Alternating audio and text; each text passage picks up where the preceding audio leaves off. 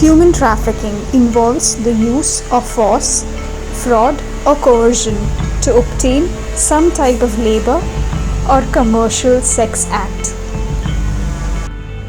In India, 95% of trafficked persons are forced into prostitution. According to NCRB data 2020, total of 6,616 human trafficking cases were registered in India, out of which sex trade is the highest. 90% of the victims are women and children. Constitution of India prohibits trafficking for commercial sexual exploitation. Under Article 23, the Immoral Traffic Prevention Act 1956 ITPA. Effective measures: prevention, elimination of poverty, promoting community education, rescue, networking with various NGOs, rehabilitation, trauma healing, prevention from further victimization, safe shelter, economic independence.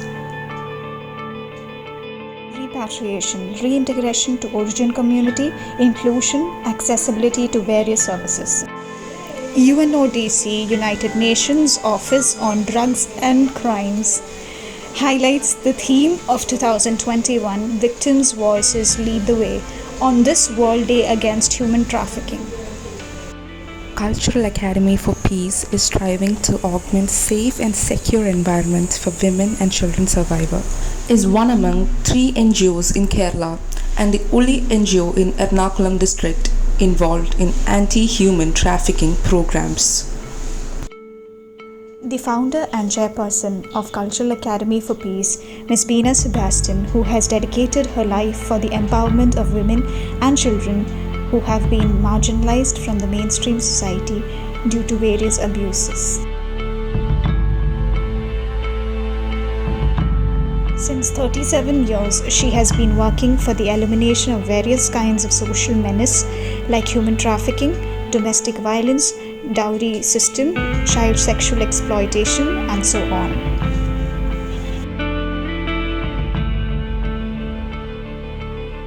With the tireless efforts of Ms. Beena Sebastian, she established Shanti Bhavan Shelter Home for the prevention and rehabilitation of human trafficking survivors. Now Ms. Beena Sebastian will share her prolonged experience on human trafficking. Trafficking is one of the serious and largest crime in this world. Human trafficking is an organized serious crime.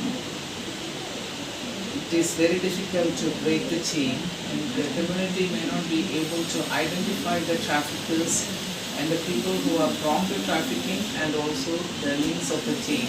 So a lady ran to me with full of tears, anxiety and fear, and the only thing she whispered, can you kindly rescue me, or can you kindly support me? I am in the hands of the traffickers. Knowingly or unknowingly, I was drawn into their hands, and my life is under threat, and nobody can support me. I know I'm going to die with their own hands. She was completely sweat, and she was with fear and anxiety. And she came and informed me that, can you rescue me? In a very feeble and soft voice. I could feel her fear in her, and she was looking back left and right, fearing that someone is following her. And this was happening throughout her life actually, the day first onwards when the traffickers took her to the very, very secret place. It's a very secret process, and it is happening in very privately. And nobody can identify what is happening once we are entered into the trafficker's hand. And this lady was asking me nothing else to save my 2 children. And these children are kept with her friend's house in her neighborhood. She lost her husband, or the husband left her. He is an alcohol and she is a drug addict. So from there her life changed, and she was took into a very inside place nobody could identify. So she told me that my life is under threat and I will die with their own hands, and can you save me from these devil people? So I was in a panic situation, but I assured her all full support. And she gave me her telephone number and also the friend's telephone number to take her children with us. As I have promised, immediately after she left, as soon as she left, I could realize that she was running and she could not stop. And she told me that these people are following me and they were trying to listen what I'm talking with you. And I was permitted to talk to you only regarding children, nothing else. And they warned me, don't talk about us. If you're going to talk, that will be the end of your story. So with that fear, she was talking and she was sweating. And I could feel actually her anger and her anxiety in her.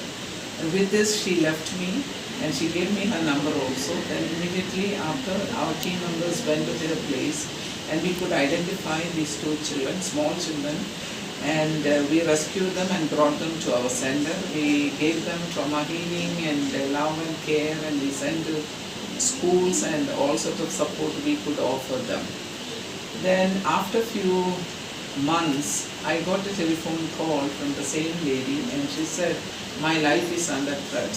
I know that nobody can help me and nobody could support me. Still, I am taking a chance.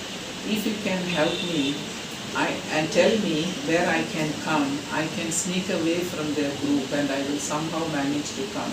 And she got her brave and she got her all strength and courage which we could offer her. And one day she came and she sneaked out from the traffickers and she came to us. So from there her life changed and we could give her all support. And you don't believe the fear in her actually was so much, and she could not speak and she could not actually open up herself. So this is the situation. This is one of the cases we have been attending. My question here is, how can we support these people actually? It is, point number one is, we have to join together to break the chain. Point number two is, we have to accept them and we have to receive them as they are.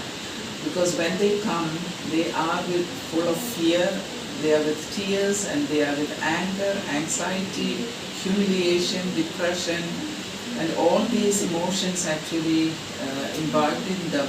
And we have to help them actually to get rid of all these negative thoughts and negative ideas. So it is very important that we have to accept them as they are. We don't need to dig their past and the whole stories. They may not be ready to talk to us all their stories at that point of time.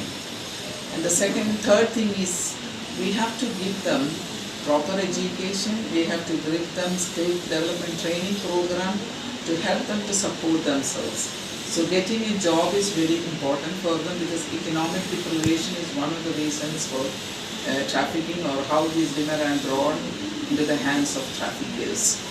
And this is a joint effort. The neighborhood people, the police, the stakeholders, all the judiciaries, civil society groups, NGOs, all of us have to join together to break this chain.